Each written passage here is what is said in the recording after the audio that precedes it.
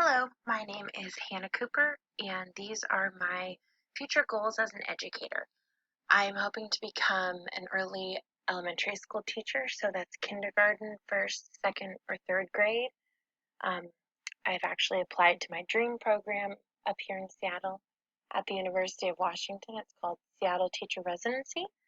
So I'm going to go through some of the things that uh, will help me on my reaching those goals.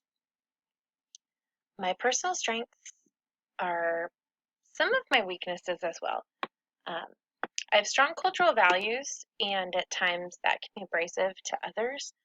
But it is encouraging of the cognitive culture of education.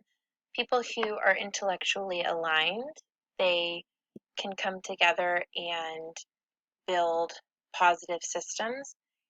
That's one of the things I hope to do as a teacher, find mentors as well as peers that align with the way that I see education in the future. My thirst for knowledge and passion for social justice um, are strengths.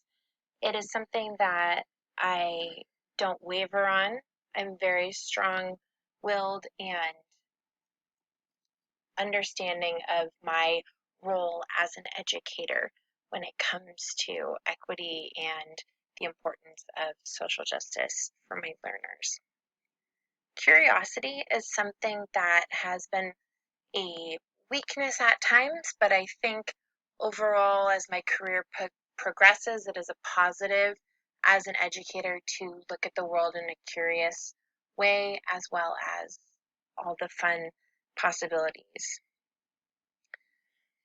My leadership skills, uh, they vary when it comes to education, also when it comes to interpersonal. I do struggle with interpersonal relationships at times, but not when it comes to my students.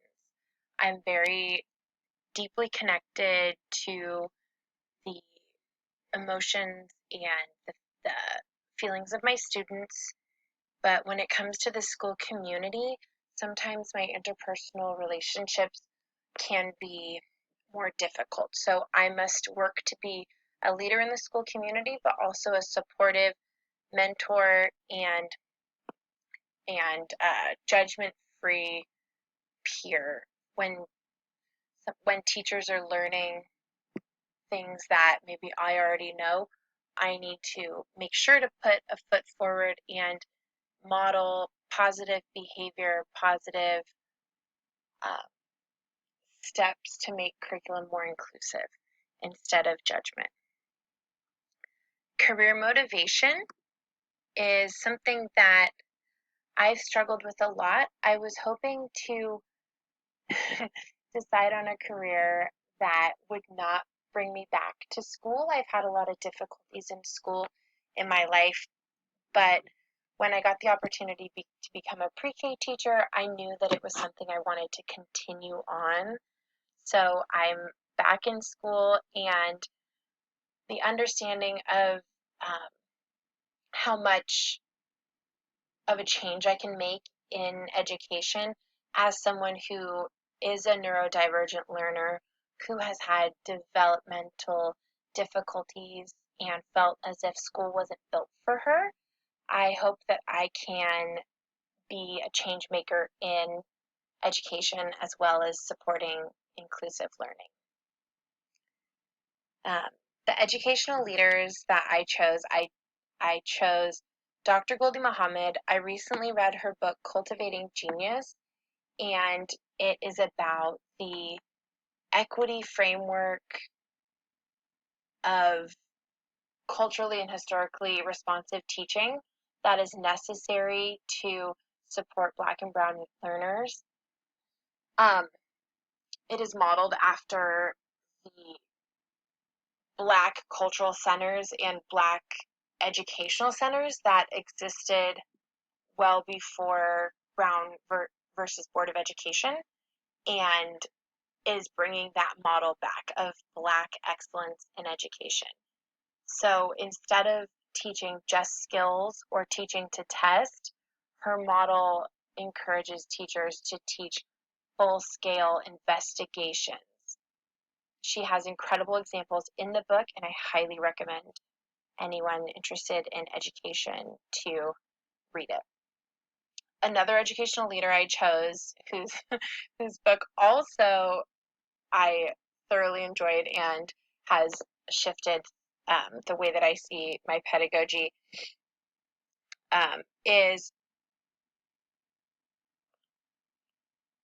Dr. Bettina Love. Her book, We Want to Do More Than Survive, is about how to bring abolition into education, how to break down systems of oppression so that students, Black and brown students in particular, are supported throughout their educational careers.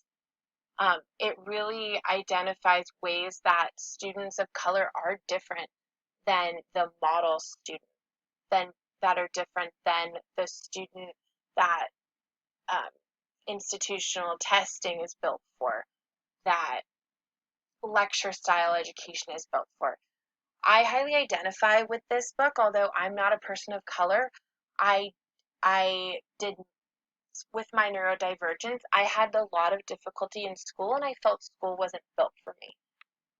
Abolishing those systems of oppression, like school testing, like discipline programs that target Black and brown learners more specifically, really builds equity in a learning landscape. Another educational leader I chose is Dina Simmons. She is a leader in social and emotional learning in higher education. She also she's a woman of color, and her voice is different than most social emotional learning advocates. She brings to light the importance of using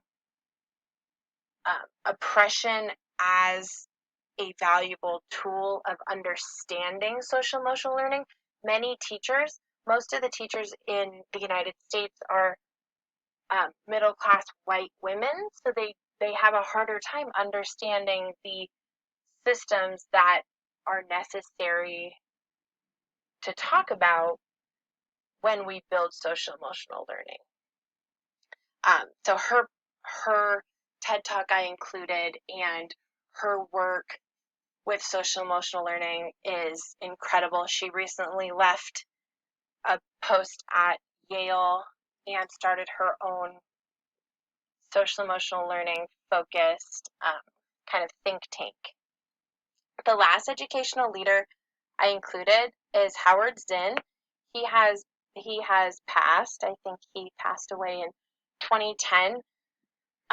But his work in history writing, as well as in opposition to governmental wars and things like Eurocentric dominance in the classroom, has been really pivotal for me as a learner, but also as someone who has all of the privileges of a Eurocentric background to understand the stories that center around people who look like me, but are not lived only by people who look like me.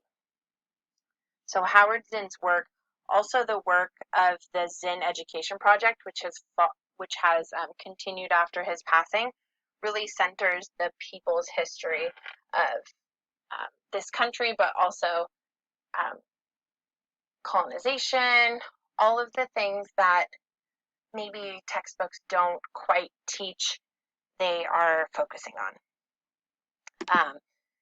Empathy and advocacy are something that, as an early childhood educator, is the bare minimum. You need to emotionally connect with your students on a deeper level and advocate for their learning as well as their well-being. These are things that I find come easy. I do at times struggle with being overly empathetic, which is something that I am working to build through my emotional intelligence. knowing when to take a break, knowing when to build a boundary, those sorts of things. But I think developing deeper empathy overall in the classroom is a very positive thing. It contributes to deeper personal connections as well as a more conceptual understanding and connection to concepts, especially with students who feel maybe marginalized or like they are not included in curriculum. So bringing those students in can, with empathy and advocacy, really can help strengthen their encouragement in the classroom. Noble goals. So my immediate goal is to become an early education teacher, but I have larger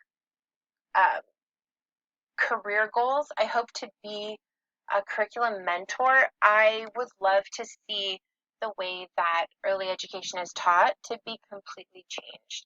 I think that you can look at attainment gaps within racial boundaries, and you can see that there is a type of kid that early education works for, and then there are, myriad types of kids that they don't work for. So building equity into education through changes in the way that education looks for us. So, that goal, that's a never-ending goal. I live in Seattle, and a lot of these things are taking place. The understanding that Black boys in particular are left behind in the educational system and purposefully pulling them up. So changing the way that classrooms are run so that Black boys can succeed and are encouraged to succeed. Using that frame of educational equity is really important. I personally use am trying to use the abolition of the educational caste system to build that educational equity, making sure that I check all biases I have and be accountable to other educators as well.